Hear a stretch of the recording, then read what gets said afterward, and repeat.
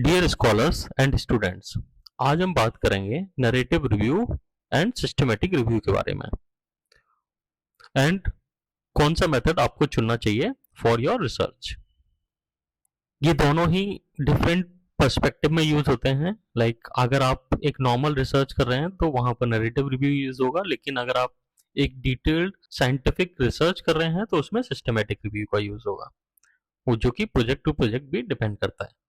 So let's start. अगर हम narrative review की बात करें तो ऑल्सो नोन एज ट्रेडिशनल और literature review, think of this as telling a story about the research in a specific field. इसका जो मेन गोल होता है, ब्रॉड ओवरव्यू और summarise key points about the research and finding out the critique regarding the topic जिसमें आप research कर रहे हैं through the help of literature review. Narrative review में आपके पास फुल लिबर्टी होती है कि आप कौन सा स्टडी रिसर्च करना चाहते हैं। ये most of the cases subjective होती है और इसमें कोई स्ट्रिक्ट रूल्स नहीं होते हैं और इसी वजह से यह रिपीटेबल प्रोटोकॉल नहीं होता है। इसमें आप जो भी रिसर्च को, जैसे कि आप अगर कोई भी टॉपिक सर्च करना चाहते हैं जैसे मैरिज को, तो आप कहीं से भी कोई सी भी रिसर्च मैरिज के रिगार्डिंग आप उसको स्टडी कर सकते हैं और जो आपको ठीक ना लगे उसको आप रिजेक्ट कर सकते हैं। इसमें कोई सेट प्रोटोकॉल नहीं है कि आपको कौन सा रिसर्च सेलेक्ट करना है।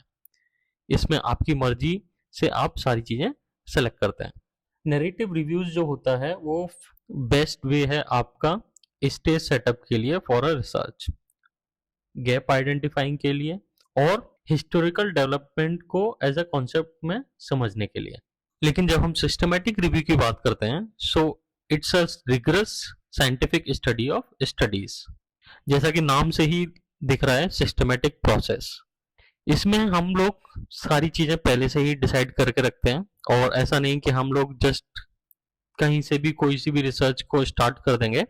हम लोगों के पास वेरी स्पेसिफिक और फोकस्ड रिसर्च क्वेश्चन होते हैं और एक सेट प्रोटोकॉल भी होता है और उस प्लान के अकॉर्डिंग हम लोग स्टार्ट करते हैं। इसके साथ साथ इसकी एक स्पेसिफिक सर्च स्ट्रेटेजी होती है। जैसे कि अगर आप किसी टॉपिक को लेके चल रहे हैं तो उसमें आप ऐसा नहीं कि कहीं पर भी जाकर कोई सी भी स्टडी को उठा लेंगे।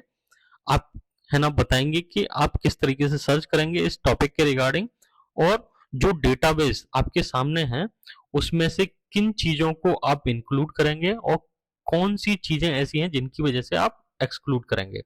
तो जैसे कि अगर मैं मैरिज का ही टॉपिक लेता हूं, तो मैरिज में एक रिसर्चर बोल सकता है कि मैं केवल इंटरकास्ट मैरिज को ही स्टडी करूंगा।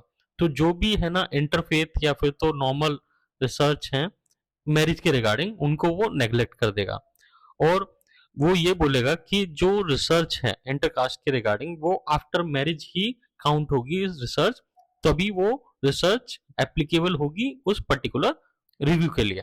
तो उसके अलावा जितनी भी अदर रिसर्चेज हैं जो मैरिज पर हैं वो एप्लीकेबल नहीं होंगी फॉर द पर्टिकुलर रिसर्चर। सो इसमें सेट क्राइटेरिया होता है इंक्लूड और एक्सक्लूड करने के लिए स्टडीज को। इसके साथ साथ जो अनबायसनेस होती है वो भी खत्म हो जाती है, क्योंकि इसमें हमने सेट क्राइटेरिया रखा हुआ है तो इंक्लूजन और एक्सक्लूजन का हमारी सारी चीजों का वो क्लियर रहता है पहले से ही। और the goal is to find, appraise and synthesize all relevant and high quality evidence to answer that specific question, जो हमने शुरू में ही डिसाइड किया है for the particular research for minimizing the biases. Systematic review में all the process is transparent and जो ये प्रक्रिया है वो रिपीटेबल होती है, क्योंकि अगर आपके सारे क्वेश्चंस का आंसर नहीं मिलता है तो आप फिर दोबारा से उस दूसरे डेटाबेस को रिसर्च करोगे और सेम प्रोसेस को रिपीट करोगे जब तक कि तुम्हारे क्वेश्चंस के आंसर नहीं मिल जाते हैं।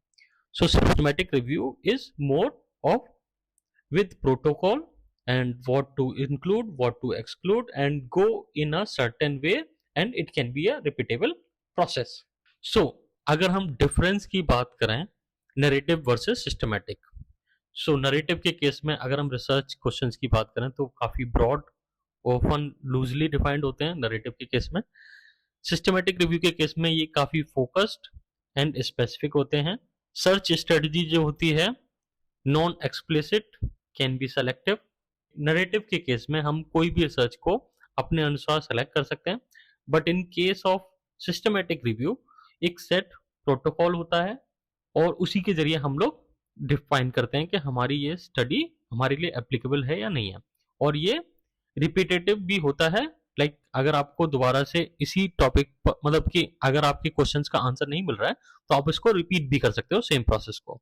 स्टडी सिलेक्शन जो होता है नरेटिव के केस में सब्जेक्टिव होता है, बेस्ड ऑन ऑथर्स व्यू होता है, but in case of systematic review based on pre defined strict criteria. Quality appraisal की बात करें, यूजली एब्सेंट होता है और इनफॉर्मल होता है in case of narrative review, but in systematic review ये रिक्वायर्ड होता है, काफी फॉर्मल होता है। लाइक अप्रेजल होना चाहिए, जो भी हम काम कर रहे हैं उसमें हमारी क्या फाइंडिंग्स हुई वो सारी चीजें हमारे in case of systematic review properly defined होती हैं। जो नरेटिव के केस में जो सिंथेसिस होता है वो क्वालिटेटिव होता है और नरेटिव समरी के तौर पे होता है, but in case of systematic review ये क्वालिटेटिव भी हो सकता है और क्वांटिटेटिव भी हो सकता है, और प्रॉपर डेटा कितना आपने स्टडीज को रिसर्च किया और उनसे क्या फाइंडिंग हुई, क्या आपका रिजल्ट निकला, वो सारी चीजें आएंगी। जो गोल जो होते हैं नरेटिव के केस में ओवरव्यू, समरी और क्रिटिक के तौर पर आते हैं, but in case of systematic review हमारे पास जो सेट रिसर्च क्वेश्चंस पहले से डिफाइंड होते हैं उनके आंसर मिलते हैं। और सिस्टमेटिक रिव्यू के केस में जो बोला जाता है वो बायस बहुत ही कम होता है। सो अगर आप कोई साइंटिफिक रिसर्च कर रहे हैं तो systematic review is for the scientific research के लिए systematic review is the key. Bias risk की अगर हम बात करें तो नरेटिव के केस में थोड़ा ज्यादा होता है क्योंकि हम लोग अपने अनुसार स्टडीज को सेलेक्ट करते हैं, but in case of systematic review it's very low by design. और अगर हम बात करें कि नरेटिव रिव्यू को आप दोबारा से किसी एक टॉपिक के रिगार्डिंग से रिप्रोड्यूस कर सकते हैं, ऐसा बहुत ही कम होता है क्योंकि आपने कोई सेट क्राइटेरिया नहीं रखा था, तो इसलिए आपको उस पर्टिकुलर पाथ में जाने में प्रॉब्लम होगी। But in case of systematic review क्योंकि सारी चीजें एक सिस्टम के जरिए जा रही थी, आप इस चीज को रिपीट कर सकते हैं। सो अभी क्वेश्चन आता है कि आपको सिस्टमेटिक रिव्यू चाहिए या नरेटिव रिव्यू चाहिए। अगर हम नरेटिव रिव्यू की बात करें तो अगर आपको केवल एक ब्रॉड पर्सपेक्टिव और ब्रॉड बैकग्राउंड और इंट्रोडक्शन आपको एक टॉपिक का देना है तो narrative review is fine for you. अगर आपको एक पर्टिकुलर कॉन्सेप्ट की हिस्ट्री और एवोल्यूशन को जानना है, narrative review can do the job. Gap को आइडेंटिफाई करना है in existing literature, it's fine, it can do it. Argue for a specific point of view or new theory, then also narrative review will work. But अगर हम बात करें कब आपको systematic review की जरूरत है, आपके पास कुछ स्पेसिफिक क्वेश्चन है जिनको आपका आंसर करना है, तो उस केस में आपको सिस्टमेटिक रिव्यू के साथ जाना चाहिए। आपको चाहिए कि आप अनबायस्ड और सारी जो चीजें हैं वो परफेक्ट रहें, तो आपको सिस्टमेटिक रिव्यू के साथ ही जाना है, उसमें अनबायस्ड होने की चांसेस बहुत ही कम है। Settle a debate where different studies have conflicting results. Like आपको है ना एक पर्टिकुलर आपको बहुत ही कन्फ्लिक्टिंग रिजल्ट्स मिल रहे हैं, उस केस में आपको सिस्टमेटिक रिव्यू के जरिए जाना चाहिए, जिससे कि आपकी जो स्टडी रहेगी वो वायबल रहेगी। और क्लिनिकल प्रैक्टिस और पॉलिसी मेकिंग और फ्यूचर रिसर्च के लिए सिस्टमेटिक रिव्यू काफी रेलेवेंट माना जाता है। सो अगर हम समरी की बात करें तो नरेटिव रिव्यू काफी ब्रॉड, क्वालिटेटिव और सब्जेक्टिव है। सिस्टमेटिक रिव्यू आपका focused, rigorous, transparent and objective माना जाता है। Both are valuable and it's not like one is important and another is not important.